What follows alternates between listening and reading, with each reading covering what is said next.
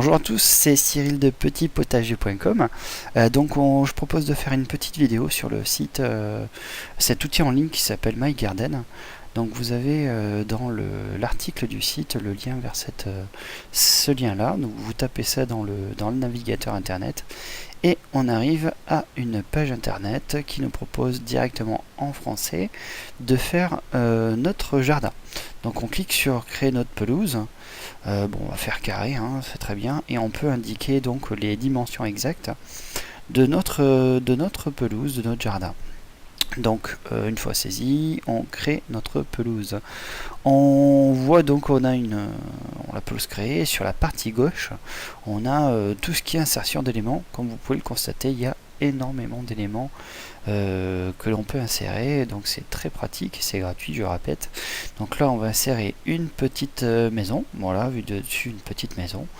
Voilà, donc ce qui est bien, c'est que chaque élément on peut positionner, insérer, redimensionner avec les dimensions exactes, c'est pas mal. On peut pivoter, on peut faire ce qu'on veut sur cette jolie maison, c'est super. Donc on peut la pivoter. Alors, je vais la pivoter tranquillement, tac. Voilà, c'est très bien. Voilà, je reprends la vue aérienne. Donc là, on positionne notre maison et on va aller chercher d'autres éléments qu'on va au fur et à mesure ajouter sur notre jardin. Donc là, je vais ajouter une terrasse par exemple. Donc il suffit de cliquer, positionner un point d'ancrage, recliquer pour valider le deuxième point d'ancrage.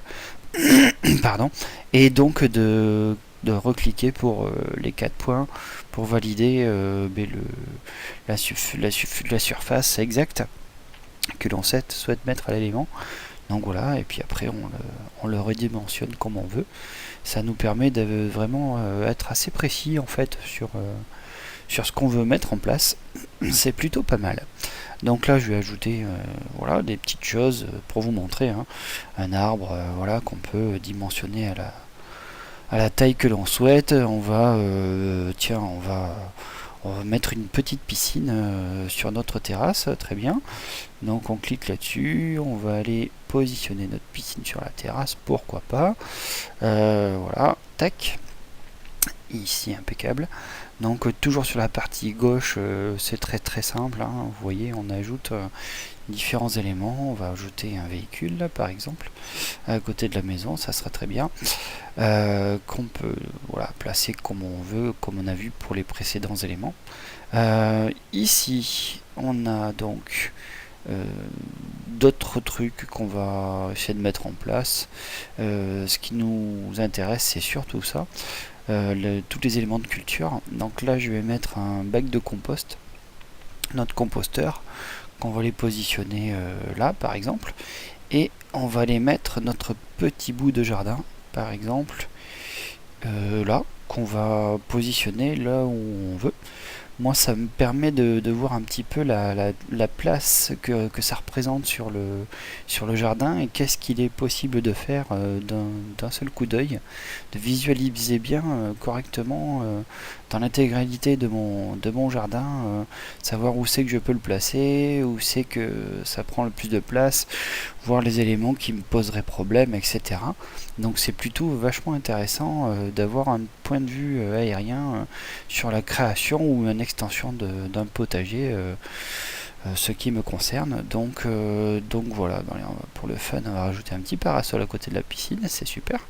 C'est plutôt pas mal.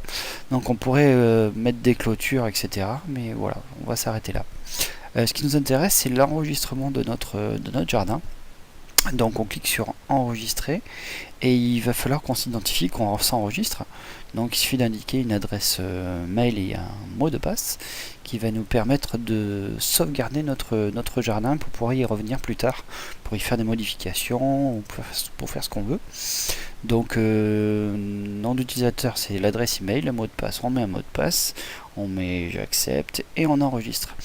Ce qui nous permet plus tard de revenir dessus sur le site, d'indiquer l'adresse mail, le mot de passe, et de pouvoir retravailler sur notre jardin Et la petite cerise sur le gâteau, comme je disais dans l'article, c'est de pouvoir enregistrer notre jardin en PDF, fichier PDF que l'on nomme, et qui nous permet de l'éditer, de le garder sur une clé ou de refaire ce qu'on veut, mettre des annotations sur le papier. Voilà, j'espère que ça vous a plu. C'était la vidéo du test. Je vous dis à bientôt, bye bye, ciao.